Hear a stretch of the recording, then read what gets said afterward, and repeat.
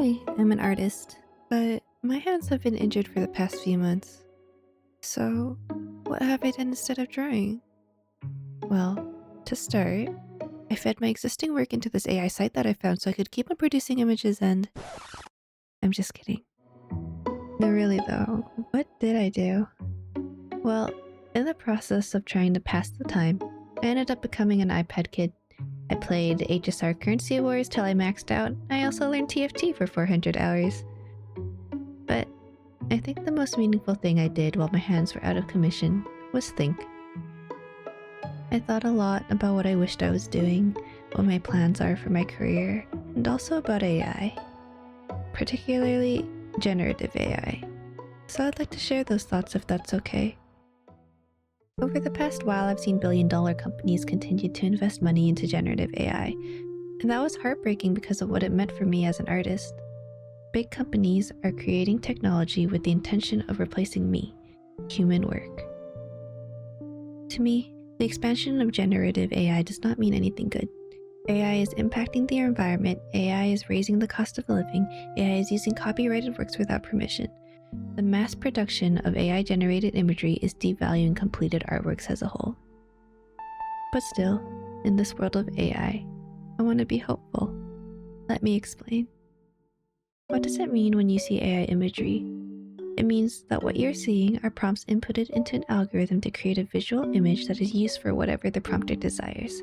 For example, there's a lot of AI advertisements, AI coloring sheets, AI book covers, AI visual novels, AI videos, and AI images created for the purpose of personal enjoyment.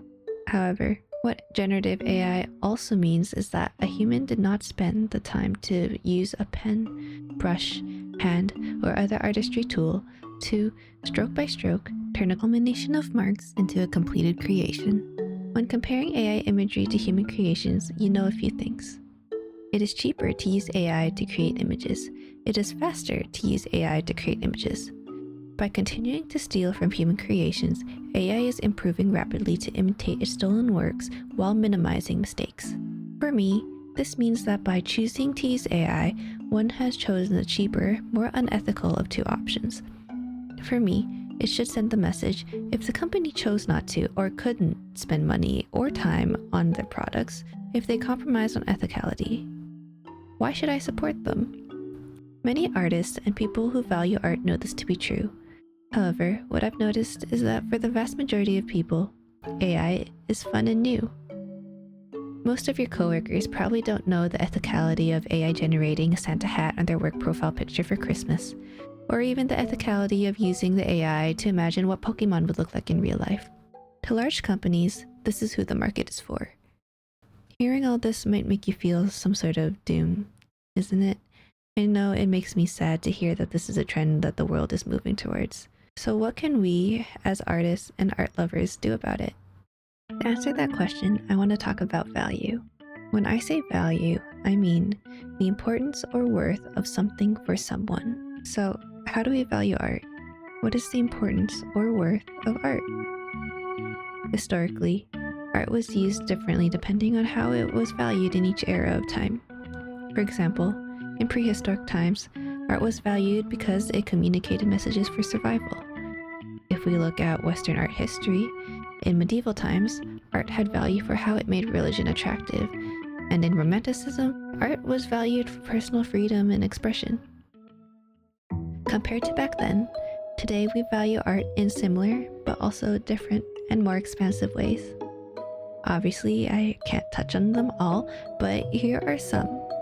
Sometimes art is valued in the same way we value directions, for communication and information. Sometimes it is similar to how we value the view of a setting sun, for beauty and appeal. And sometimes it is similar to how we value gag videos on the internet, for laughs and entertainment. The thing about AI is that the more AI evolves and generates, the lower conglomerates value human art due to how fast AI can produce images of similar worth to most people. The higher AI is valued, the lower human work is valued. AI keeps on trying to depreciate our value. It's becoming more efficient in replacing us. I know it sounds bleak when I talk about why AI is attractive to people these days, but I thank you for hearing me out because it is important for us to know. I believe by understanding how and why people are turning to AI, we can bring value back to the human. We can capitalize on the one thing that AI can never truly replicate: the human creation process. Something about the ways we value art today all have in common is that it's all about the end product, and that's what makes AI so attractive to many. AI is quick to make something visibly tangible for consumers. To conglomerates and generative AI users, that is why AI is valuable. It quickly gets to the end product. Therefore, instead of only the end product, what if consumers start valuing the process? How is it made? Who is the person behind it all? If majority of people demand that, then that is where businesses fold. Of course, however, there is a small problem, and that is, right now, the majority of people simply don't care. To no fault of their own, mind you, people are busy focusing on their own lives. They don't have time to educate themselves on the importance of the process. So then, Chu, what's the point? You're talking in circles right now. How are you still hopeful? Well, I'm hopeful because I have a few predictions. If there's one thing that art history taught me, it's that value shifts. On social media, we can see that there are constant battles about AI, especially undisclosed AI usage. Much of generative AI these days is used for deception, as we can see with deepfakes and people hiding AI in their creative processes. Many people do not even realize that the media they're consuming may be AI generated. So here's my first prediction. As information about AI becomes more widespread, people will become more conscious of it. More people will start to feel betrayed when they realize they are either seeing cheap alternatives to human work or are made to believe something that isn't real.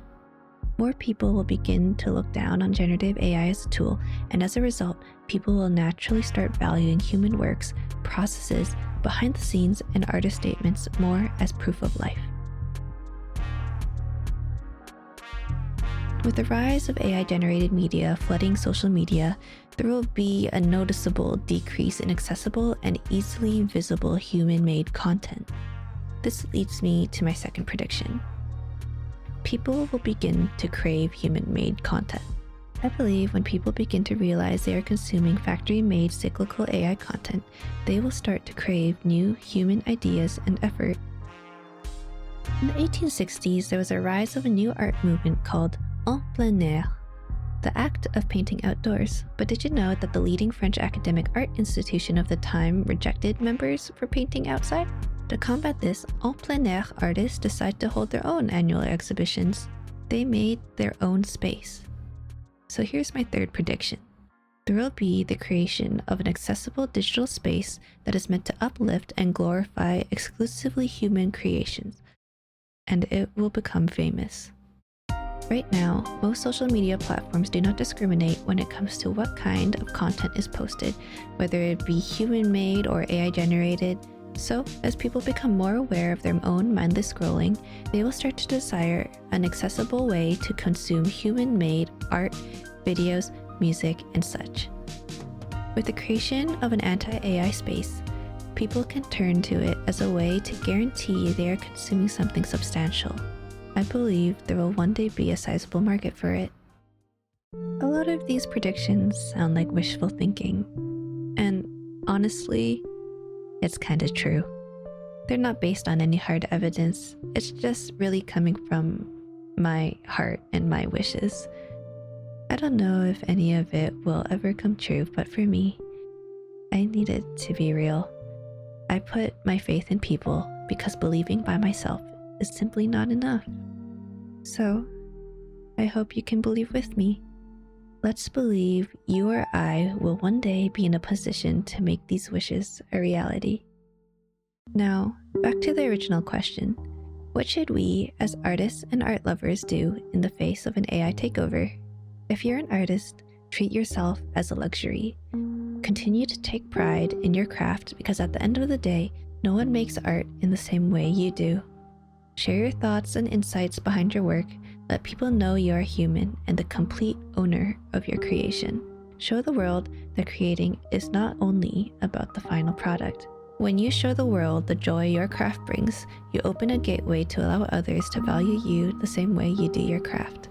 And for the art lovers, for y'all, keep on supporting your favorite artists. When artists show their thought process, doubts, and worries, uplift them.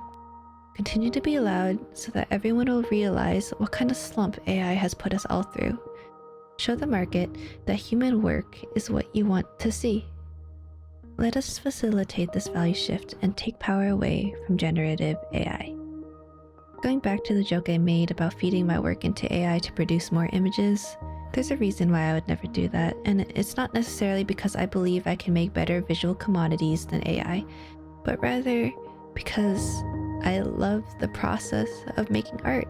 For me, there's no purpose to make images with no effort. To be able to use my own body and my own mind to make every stroke, even though it is not perfect. When I get it right, that is a feeling you only understand when you yourself make something. I love creating so much that if one day my hands stopped working, I would learn to draw with my feet. Hi, and Credit Chew here. This video has been in the works for a little while now, mostly because I kept on thinking and second guessing myself. But now that we've made it to the end, I want to say thank you so much for listening to what I had to say. Some disclaimers: I'm not an expert on AI. This video was really just about me sharing my thoughts and hopefully sprinkling in some new hope in this era. I do want to add a note regarding AI usage. I know a lot of things that I've said in the video might come across as common knowledge, especially for those in the art community. But it is important to remember that many people who are not in the art community do not consume the same resources as you or I. A big reason I made this video is because I have personally witnessed family and friends fall into the black hole of AI-generated media, and they don't realize it's AI-generated at all. It's very easy to come after people like this and call them ignorant, but when we come in so aggressively like that, it really just pushes people away, and in many cases, even deeper into the AI rabbit hole.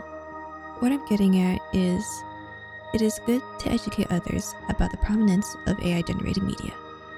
But when you do so, remember to do it with gentleness, especially if it is a loved one. I've linked some extra credit videos about AI in the description below. Those videos are from people who are much more well-versed in the field than I am. I especially like How to Anti-AI Better by Dr. Fatima. Alright, I think that's all I have to say for now. Thank you so much for watching this video through. I really appreciate you, and I hope you can take care. Cheers.